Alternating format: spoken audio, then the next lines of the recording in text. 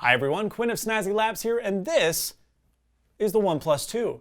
This phone has been hyped beyond measure, and for good reason. The OnePlus One was one of the best smartphones last year. It packed amazing specs, a great battery, and a good camera, all for half the price of other flagships. It was truly a flagship killer. Well, OnePlus decided to go with the flagship killer and never settle taglines again for the new Two. However, I've been using the Two for the past 3 weeks, and this year, this model, I'm a lot less convinced. OnePlus has settled.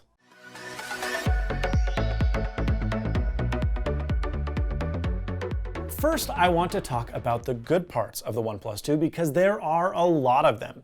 Immediately noticeable is how well built this phone is. The OnePlus One, look, it never really felt that premium. It was nearly all plastic. It had that sandstone black back cover, which was prone to chipping, etc. Well, that's no longer the case with the Two, not even close. In fact, I'll state it now that the Two is possibly the most well-built phone I've ever used. The aluminum magnesium frame makes the phone remarkably rigid. I mean, this thing feels like a tank. There are certainly no creaks like the One, but it doesn't even feel like it could break. It even feels more durable than the iPhone 6 or Galaxy S6 series. As a trade-off, however, to the rigidity, the Two is pretty heavy. It's significantly heavier than my Galaxy S6 Edge Plus and nearly as heavy as the iPhone 6 Plus. It will even feel too heavy for some. For me, however, I think it's perfect. Now, the stock black cover on the back is much better than the last year's sandstone cover. It's a similar material, but it's slightly grippier and it doesn't scratch. This year, however, OnePlus made sure that you could buy these style swap covers. They pop off easily, and the rosewood one, which I have, actually looks quite nice. The buttons are well placed and they're rigid, and the notification slider actually works really well. It's convenient to flip the switch to Do Not Disturb when walking into a movie theater or to priority notifications when in class. It's a nice alternative to the classic mechanical vibrate switch we're used to seeing on the iPhone and other select Android phones. Now, the fingerprint sensor is fantastic. It's one of the best I've ever used. It's fast and accurate, far better than the Galaxy S6 Edge Plus, and it even outdoes, in my opinion, Apple's own Touch ID. It's really great. Now, the screen. Let's talk about the screen. Okay, the screen is 1080p. It's impressive, though. I mean, it's not 1440p like most flagships, and it sure doesn't have the wow factor or that gorgeously crispy look of a 1440p display, like the LG G4 or the Samsung Galaxy S6, but it still looks really nice. It seems to be a little soft to the eye. It's not ultra crispy, but contrast and saturation are good. Blacks are decent for an LCD, and the 5.5-inch size is nice. The screen is really quite great considering it's 1080p. Are we still talking about things I like? Yeah. Oh, okay. So the Oxygen OS is pretty great. OnePlus parted ways with CyanogenMod a few months ago, and I actually think it was for the better. Oxygen OS is their new in-house development, currently running Lollipop 5.1.1. And OnePlus has tried to keep it pretty close to stock Google experience. You've got the Google launcher, you've got stock menus, the stock pull-down notification drawer. It's basically stock Android, except for OnePlus has hidden a bunch of goodies all across the operating system, like the ability to use on-screen keys, reprogrammable buttons, gestures, customization options, the list goes on. Now, I was worried when I got the Two because it was pretty buggy. Apps closed unexpectedly, the phone randomly rebooted, it would hang on menus, it was unresponsive for over 5 seconds at times. It wasn't good. That said, since I've got the phone, there have been 3 software updates, and all of them have resolved the issues that actually concerned me in the beginning. It's quite stable now. I should mention that the 4 GB of RAM available in the $389 model of the OnePlus Two is freaking amazing. This thing multitasks like a beast. Apps that I opened hours ago pop right back open like nothing had happened. It's really, really nice. The Two's camera is fine, okay? It's nothing remarkable. Sure, it's an improvement over the One last year, but this year in 2015, we've gotten some massive improvements to the camera department in the smartphone market. The LG G4 and the Samsung Galaxy series both have remarkably good cameras. OnePlus touts that it can best any smartphone camera on the market, but that's simply not true. Outdoor shots look nice, and HDR can actually look really quite great, but low light shots and even indoor shots, I mean, we're talking indoors with a relatively decent amount of light, are an entirely different story. Autofocus is slow, which is ironic considering the fact that it has laser autofocus, which allegedly makes it super fast. So it should be snappy, but it's not. Photos indoors look grainy, colors are undersaturated. It's just not good. On the upside, however, the camera takes photos really quickly and is only bested by the iPhone 6 Plus and the iPhone 6, which have for a long time always been the fastest smartphone cameras. This one's fast, but other than that, it's not great. Look, who knows, maybe OnePlus can fix the 2's camera with software updates, but right now, it's not looking anything near remarkable. It's just meh. Sadly, that ends my list of positive energy. Now we get onto the weird, annoying, and flat out stupid design flaws behind the 2. Are you ready? This is going to get ugly. The Snapdragon 810 is pretty widely recognized as the worst mobile processor ever. It runs bloody hot, it's highly inefficient, and it consumes loads of battery capacity. Now, OnePlus promised us that the 810's issues had been resolved, that the grass was growing, the bunnies were frolicking, the flowers were sprouting, but no, they lied. This phone gets pretty hot when you're gaming. Not so hot that you can't hold it, but it gets uncomfortably warm.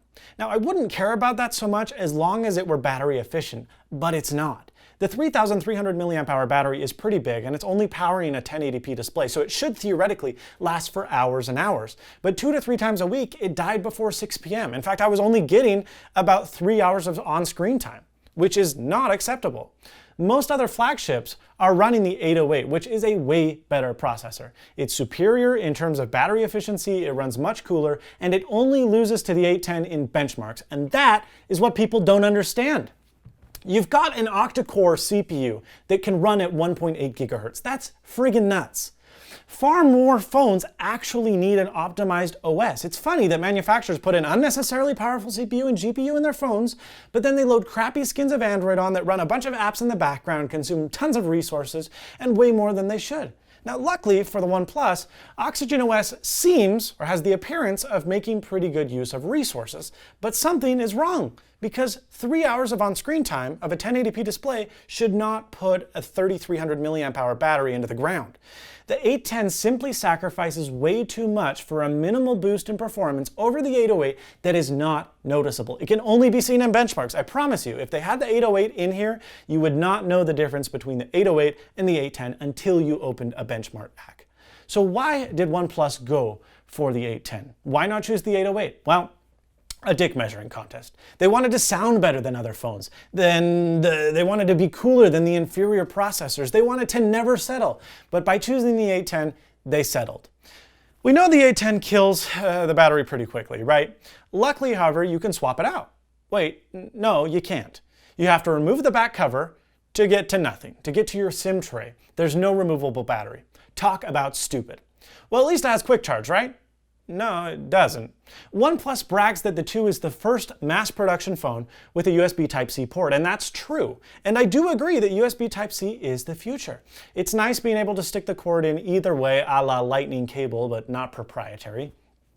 Not to mention that OnePlus has created a facade of innovation by putting this port into the phone, but being hopelessly stuck in the past. There is no technological limitation that prevents USB Type-C and Snapdragon 808's 810 SoC from supporting quick charge. Qualcomm mentioned this.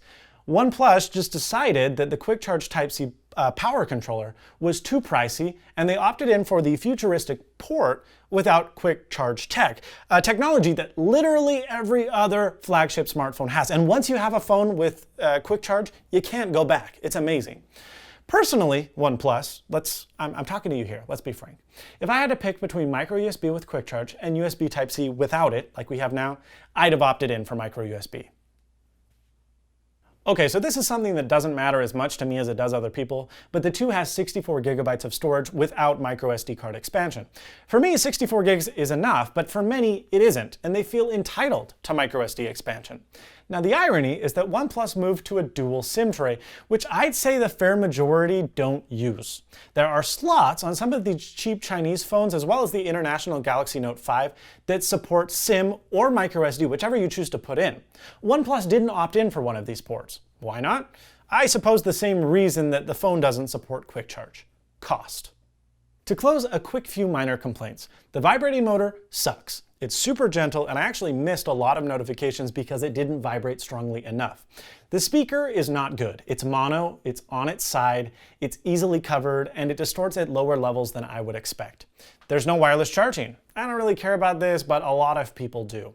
Now, OnePlus sells their style swap covers for $25. Why not have designed an upgradable cover for $30 that included wireless charging and NFC? Oh, hey, look at that. What a brilliant idea. Who else did that? Oh, LG. LG did that. It's not that it's not possible. They could have done that. They should have done that. But in their ignorance, they decided that NFC and wireless charging was stupid, that no one used it, and therefore it's not needed. I don't want to make it seem like I hate the OnePlus 2, even though I bashed on it in this video, because I don't hate it. It's a decent phone, but that's all it is. It's just decent. It's not a flagship killer, and OnePlus certainly settled this time around by cutting a few corners that should not have been cut. Now, if it were the only good $400 phone, then that would be fine. That would be an entirely different story, but it isn't. The LG G4 has a much better camera, has a 1440p screen, better battery life, SD card expansion, quick charge, NFC, it can have wireless charging, and it costs just $30 more unlocked on Amazon.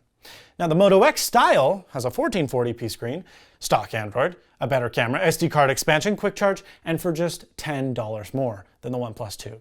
So I guess if you can't sacrifice one lunch for one of the better phones, then all right. But look, the other good thing about these phones that I didn't mention, they can be bought today. You can buy the Moto X today, and you can buy the LG G4 today. There's no silly invite system. If you like this video, we'd appreciate it if you can give it a like and share it with your friends. If you thought it sucked and you're a OnePlus fanboy and you're really offended that I ever proclaimed that a phone was not perfect, then you can give it a thumbs down. I'd actually appreciate it. 2 thumbs down if you want. Joke's on you, you can. Thanks for watching, and as always, stay snazzy.